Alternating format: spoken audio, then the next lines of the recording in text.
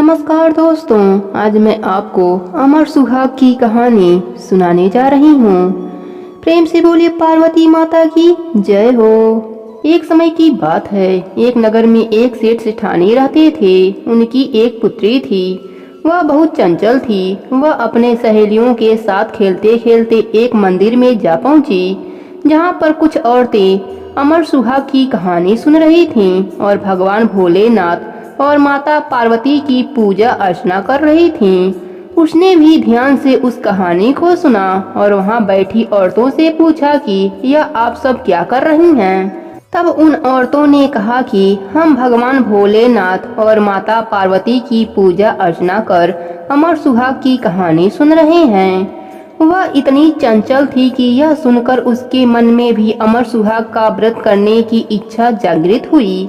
वह लड़की अभी कुंवारी थी, लेकिन उसने मन में ठान लिया कि मैं भी इस व्रत को करूंगी और अमर सुहाग की कहानी सुनूंगी। कुछ दिनों तक लगातार उसने अमर सुहाग की कहानी सुनी, लेकिन अपने चंचल मन के कारण कुछ दिनों पश्चात वह भूल गई। धीरे धीरे वह विवाह योग्य हुई तो उसके माता पिता ने उसका विवाह एक बहुत ही योग्य वर के साथ कर दिया।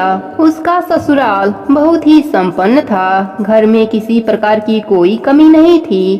धन धान से सभी कुशल था, लेकिन शादी के अगले दिन ही उसके पति की मृत्यु हो जाती है। जब गांव वाले उसके पति के शव को जलाने के लिए ले जाते हैं तो वह अपने पति के शव को ले जाने नहीं देती और कहती है, मैं अपने पति के शव को ले जाने नहीं दूंगी। सभी गांव वाले और घर वाले उसे बहुत समझाते हैं कि यह तो भगवान की माया है, इसको कोई नहीं झुठला सकता। जो व्यक्ति चला गया वह वापस कभी नहीं आता। लेकिन वह हट पकड़ लेती है और अपने पति के शव को नहीं जाने देती। वह अपने सासू माँ से कहती है कि आप मेरे पति का शव दे दीजिए और मुझे गांव के बाहर एक कुटिया बनवा दीजिए। मैं वहां पर अपने पति के साथ रहूंगी। ससुराल वाले उसे पागल समझते हैं, लेकिन उसके जिद के आगे उनकी नहीं चलती और वह गांव के बाहर उसके लिए एक कुटिया बनवा देते हैं। वह उसी कुटिया में अपने पति के शव के साथ रहने लगती है। रोजाना सुबह उठकर शव की साफ सफाई कर उसके पास ही भूखी प्यासी बैठी रहती है। ससुराल वाले बचा खुचा कभी कभार खाना भिजवा देते तो वही खाकर उसका गुजारा चल रहा था। वह बैठी बैठी अपने भाग्य को कोसती है और माता पार्वती से विनती करती है, आखिर मुझे किस बात का दंड मिला है। उसके इस करुणा भाव से माता पार्वती प्रकट होकर उससे कहती हैं कि पुत्री, तूने जो अपने चंचल स्वभाव के कारण अमर सुहाग की कहानी का संकल्प लिया था, उसे पूरा किए बिना बीच में छोड़ दिया। यह उसी का परिणाम है कि तेरा पति भी तुझे बीच में छोड़कर चला गया।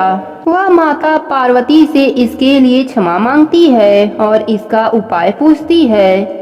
तब माता पार्वती उससे कहती हैं कि तू फिर से अमर सुहाग व्रत का संकल्प ले और नियमित रूप से कहानी सुन।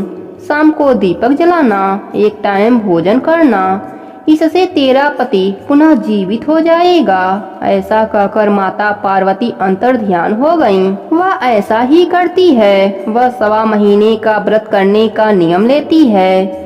रोजाना सुबह उठकर नहा धोकर व्रत धारण कर माता पार्वती और भगवान भोलेनाथ की पूजा अर्चना करती है, व्रत करती है और अमर सुहाग की कहानी सुनती है। शाम को दिया जलाती है और एक समय भोजन करती है। माता पार्वती जी की कृपा से एक दिन उसका पति जीवित हो जाता है। वह बहुत ही प्रसन्न होती है। एक बार उसकी ननद उसको खाना देने के लिए आती है तो वह देखती है कि भाभी किसी से बातें कर रही हैं। तो वह अंदर झांक कर देखती है तो उसका भाई जीवित हो चुका है। वह बहुत खुश होती है और दौड़ते हुए अपने माँ को यह समाचार सुनाती है। पूरा परिवार बहुत खुश होता है और सब दौड़े दौड़े आते हैं तो देखते हैं कि सच में उनका पुत्र जीवित हो चुका है। वह अपने बहू से इसका कारण पूछते हैं तो वह सब कुछ बताती है।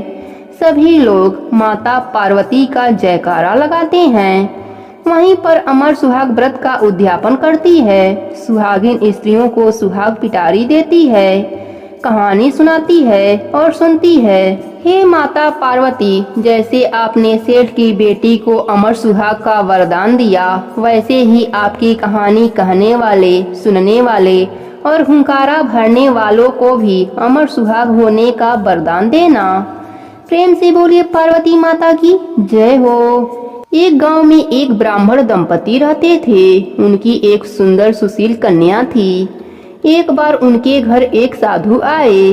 साधु ने उस कन्या को देखकर कहा कि इस कन्या का विदर्भ योग है। इस पर ब्राह्मण दंपति बड़ा ही चिंतित हुए और इस योग को दूर करने का उपाय पूछा।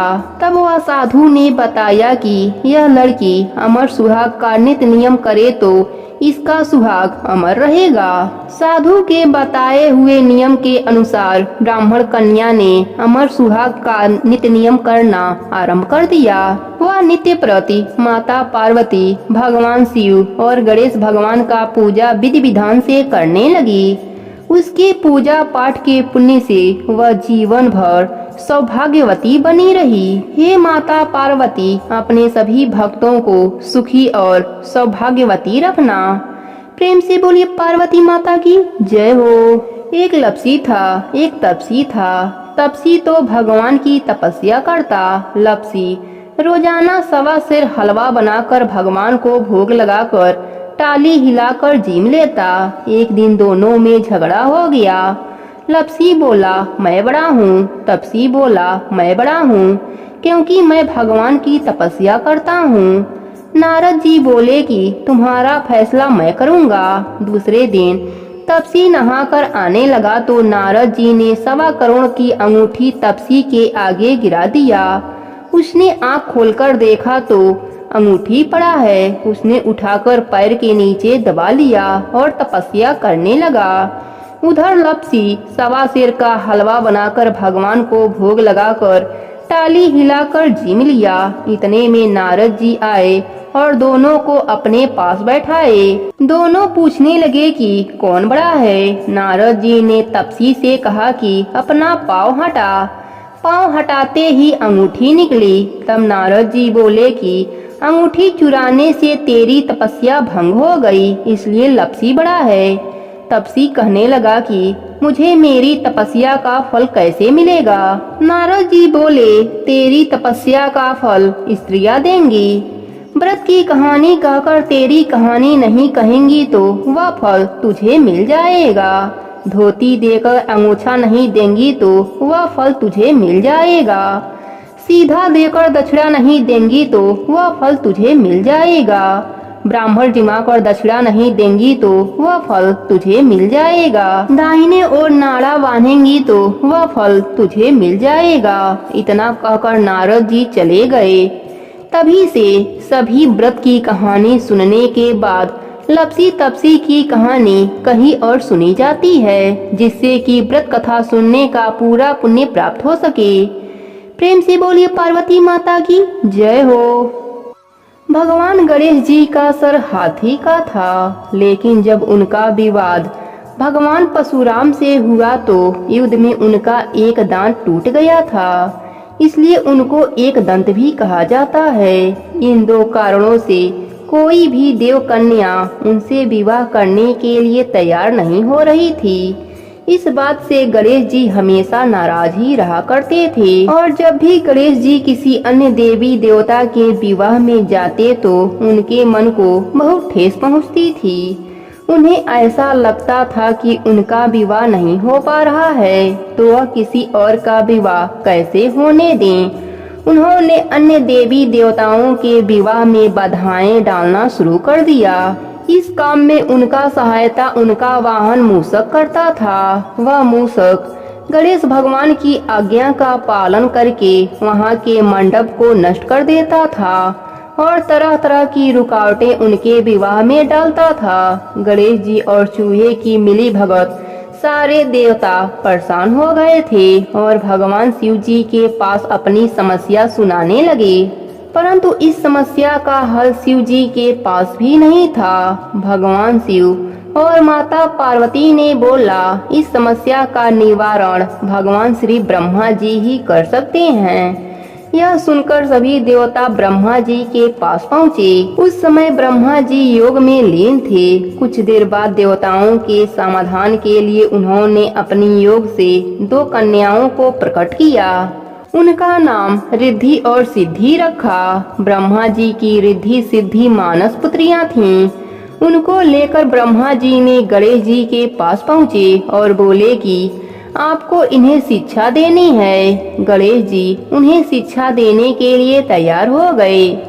जब चूहे द्वारा गणेश जी के पास किसी के विवाह की सूचना आती तो रिद्धि और सिद्धि गणेश भगवान के ध्यान को भटकाने के लिए कोई ना कोई प्रश्न छेड़ देती।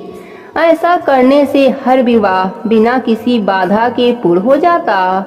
परंतु एक दिन चूहे ने देवताओं के विवाह के बिना किसी बाधा के पूरा होने के बारे में बताया। गणेश भगवान को सारी बात समझ में आ गई। गणेश भगवान को क्रोधित होने से पहले ही ब्रह्मा जी उनके पास रिद्धि और सिद्धि को लेकर प्रकट हुए। उन्होंने कहा, आपने स्वयं इन्हें शिक्षा दी है। मुझे इनके लिए इस योग्य कोई वर नहीं मिल रहा है। कृपया आप इनसे विवाह कर लीजिए। इस प्रकार गणेश जी का विवाह धूमधाम से रिद्धि और सिद्धि के साथ हो गया। इसके बाद उन्हें 2 पुत्रों की प्राप्ति हुई, जिसका नाम शुभ और लाभ रखा गया। हे गणेश भगवान, अपने सभी भक्तों को अपनी कृपा प्रदान करना। कहानी अधूरी हो तो पूरी करना, पूरी हो तो मान रखना। प्रेम से बोलिए गणेश भगवान की जय हो।